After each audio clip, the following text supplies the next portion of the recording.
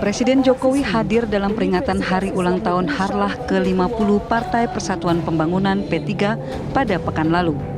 Tak hanya Jokowi, sejumlah menteri seperti Prabowo Subianto, Sandiaga Uno, Erick Thohir, dan Mahfud MD ikut mendampingi Jokowi di ulang tahun Partai Ka'bah tersebut. Sementara dari perwakilan Ketua Umum Partai, nampak Agus Harimurti Yudhoyono juga hadir. Saat memberikan sambutan, Presiden Jokowi menyebut satu persatu tokoh yang dianggap sebagai kandidat bakal calon presiden dan calon wakil presiden pemilu 2024. Ini calonnya siapa sih? Mulai dari Prabowo Subianto, Erick Thohir, Sandiaga Uno hingga AHY. Yang menarik, tanpa menyebut nama, Jokowi mengungkapkan ada kandidat capres yang tak bisa hadir saat itu. Hingga saat ini selain Prabowo, Erick Thohir, Sandiaga Uno, dan AHY, sejumlah nama juga digadang-gadang masuk dalam bursa Capres-Cawapres. Di antaranya, Airlangga Hartarto, Anies Baswedan, Ganjar Pranowo, hingga Puan Maharani. Lantas siapakah kandidat yang tak bisa hadir yang dimaksud Jokowi? Tim TV One mengabarkan.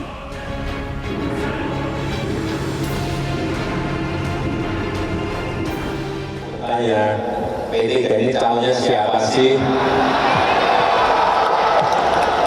Karena di sini hadir semua loh, ya, hadir semua di sini. Calon-calon presiden dan wakil presiden. Yang saya kenal ada Pak Prabowo.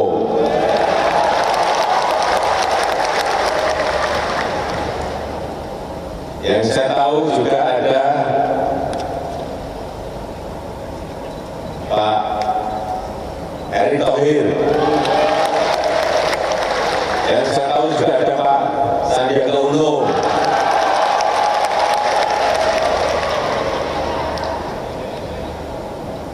Yang saya tahu juga ada Pak Mahfud MD.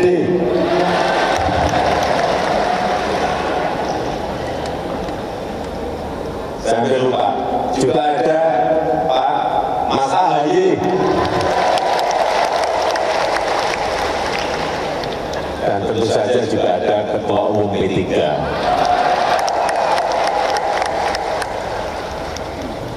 Masih ada yang belum saya sebut enggak nanti.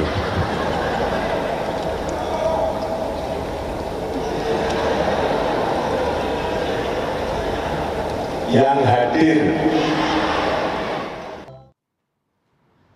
Oke, kita langsung bahas hal ini bersama dengan dua orang narasumber sudah bergabung bersama kami. Saya akan sapa dulu, ini ada Mas Faldo Maldini, staf khusus Menteri Sekretaris Negara. Selamat pagi, Mas Faldo. Salam sehat. Pagi, Mbak, Mas. Halo. Sehat. Mas Faldo. Mas Faldo, bisa mendengar suara saya? Oke. Sambil kita perbaiki sambungan komunikasi, saya mau langsung lanjut ke Bang Effendi Ghazali, pakar komunikasi politik. Selamat pagi, Bang Ege. Terima kasih banyak sudah hadir. Ya, sebelum ke Mas Faldo, saya mau ke Bang Ege dulu. Ini cukup menarik ya, Bang ya. Kita kalau ngelihat timelinenya, ngelihat polanya gitu. Pak Presiden menyebutkan nama bakal calon presiden itu kan nggak kali ini aja ya. Beberapa waktu yang lalu, kalau kita coba urutkan timelinenya, Pak Prabowo, Pak Ganjar pernah disebut. Dua nama itu yang disebut. Terus kemudian sekarang kita lihat waktu kemarin di P3 yang disebutkan ini semakin banyak nama bakal capresnya. Kalau kita melihat secara helifi ini apa sih sebetulnya maknanya? Terima kasih dari Vita sudah menyebutkan timeline. Itu salah satu pendekatan. Pendekatan lain ada ada gium tentang presiden itu. Kalau belajar komunikasi politik, yang pertama ketika ada oligarki, yang terbaik itu yang menurut oligarki bahkan paketnya komplit. Disediakan juga lawan yang kurang baik. Yang kedua, kalau Anda sistem presidensial 2 kali masa jabatan, maka setengah dari yang kedua digunakan untuk latihan jadi rakyat biasa.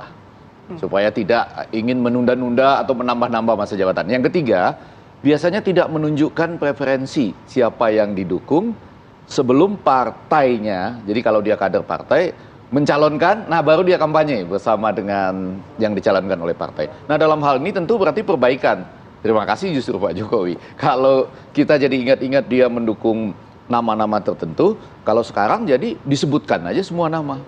Bahkan banyak loh yang belakangan disebut. Kalau nggak salah sesudah acara Harlah hari ulang tahun P3 ini, ada juga ketemu dengan HIPMI, tapi kan dibecandain, jadi tidak disebutkan. Lah nanti ngarapin saya nyebut-nyebut nama ya misalnya gitu. Padahal nggak. Jadi dengan tidak menyebutkan secara khusus. Kita ingat loh, kalau nggak salah saya dalam timeline yang disebut Vita tadi, ada Valdo juga di sini, 21 Mei 2022 mulainya itu, ketika ada kumpul-kumpul di Magelang itu. Ojo ke susu, walaupun calon yang kita dukung ada di sini. November 2 kali, baik di ada semacam Indo Defense waktu itu di Kemayoran, dan kemudian ulang tahunnya Perindo, itu dua-duanya menuju ke Prabowo. Ya kan, saya memang mendukung, kemudian kayaknya ini jatahnya Pak Prabowo gitu. Nah, sesudah itu ketika bertemu dengan relawan yang ramai sekali, itu mulai yang berkerut, wajahnya berkerut sama rambutnya putih. Nah, kalau sekali ini kan kita dapat semua nih. Malah nambah lagi nih dengan menyebut ada Mahfud MD, Mahfud jadi ikut masuk gitu. Jadi AHY kan ada di situ. Oh iya, bahkan secara khusus hampir lupa AHY. Dan mungkin ada juga yang belum datang atau belum tersebut. Oke, jadi ini bisa membiaskan referensi politik ya, kurang lebih ya, Bang Ege ya? 3 hal berarti ya. Yang pertama, ini memang seyogyanya demikian. Ada jiumnya adalah jangan menyebut-nyebut dulu sebelum partainya menyebutkan.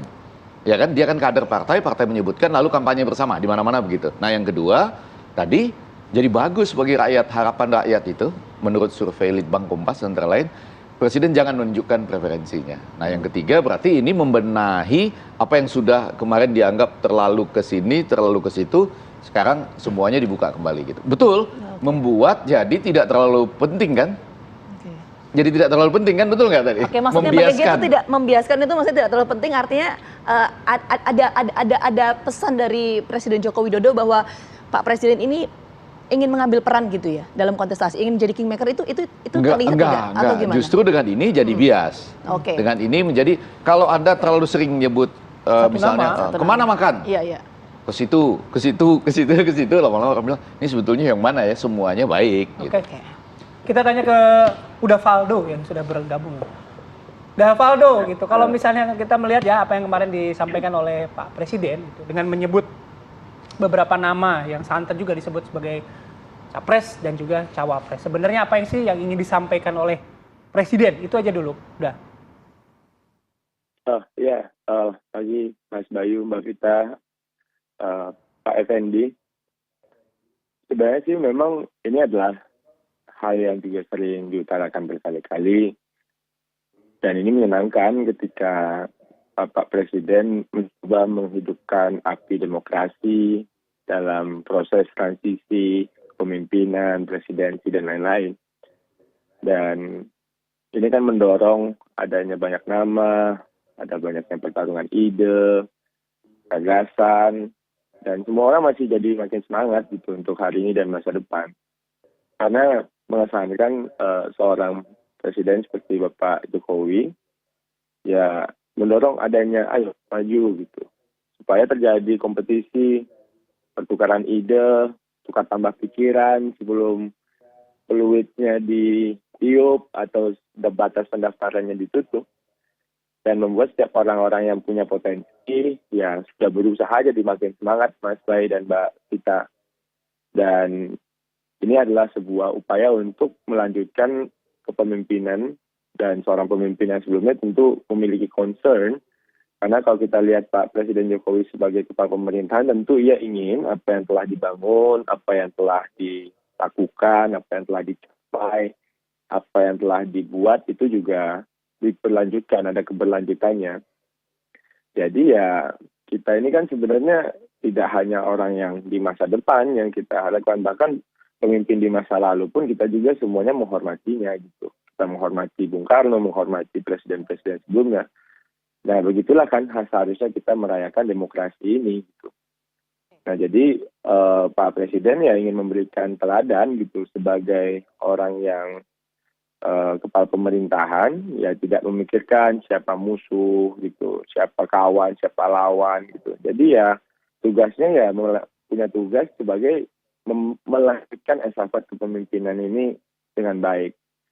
Nah, harusnya sih kita bahagia dengan hal ini, Mas Bay dan Mbak Vita.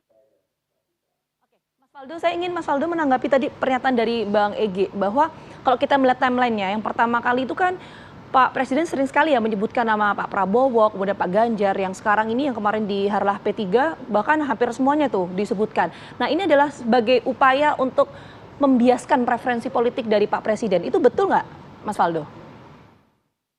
Ya, sebenarnya kan di setiap kandidat ini kan pasti ada ada kehangatan masing-masing mungkin dimiliki oleh Pak Presiden. Berkali-kali kami sampaikan ketika disampaikan nama Pak Prabowo Subianto, ya mereka antara Pak Presiden Jokowi dan Pak Prabowo saling baik.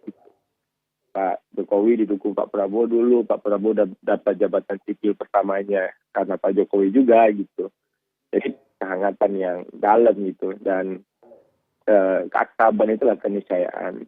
Jadi tapi bicara soal didukung dalam politik, tentu kita sama-sama tahu faktornya sangat kompleks. Tadi Pak Effendi sudah bilang gitu, ada faktor partai, ada faktor koalisi. Nah, tapi kami ingin kembali ke tesis awal tadi, ya ini bahwa soal menyalakan demokrasi kita, dan dua-duanya semuanya itu teladan kita, termasuk ketua umum partai politik dan sebagainya gitu. Jadi banyak yang bicara juga soal etika, tapi kita bisa debat di sini. Semua orang bicara pilpres, tahun politik, pasti ada juga hal-hal lain yang juga disampaikan oleh Bapak Presiden, tapi kan capturean kita lebih ke sana karena jelang tahun politik. Nah, jadinya ada potensi menjelang tahun politik, mungkin polarisasi, kekhawatiran kita, perpecahan kekhawatiran kita dalam derajat tertentu, maka Bapak Presiden ya perlu untuk membuat suasana jadi lebih akrab dan lebih menyenangkan. Dan di sini jadi jokes kan gitu. Pengen dengerin saya nyebutin nama ya gitu. Jadi ini politik yang dilakukan dengan cara membahagiakan, dan kami kira ini tidak perlu dan tidak boleh hilang ya di jelang tahun politik seperti hari ini, Mbak Vita dan Mas Bayu. Itu politik yang membahagiakan. Tadi juga Bang Ege, ini menjadi hal yang positif gitu ya, dilakukan oleh Presiden Jokowi. Tapi akan ada selalu makna politik ya Bang Ege ya. Ketika tadinya spesifik menyebutkan calon tertentu, sekarang tiba-tiba semua disebutkan. Nah, itu kan pasti ada artinya lagi Bang ya. Nanti kita bahas ya Bang ya, kita harus break dulu ya. Apa kabar Indonesia Pagi akan kembali sesaat lagi.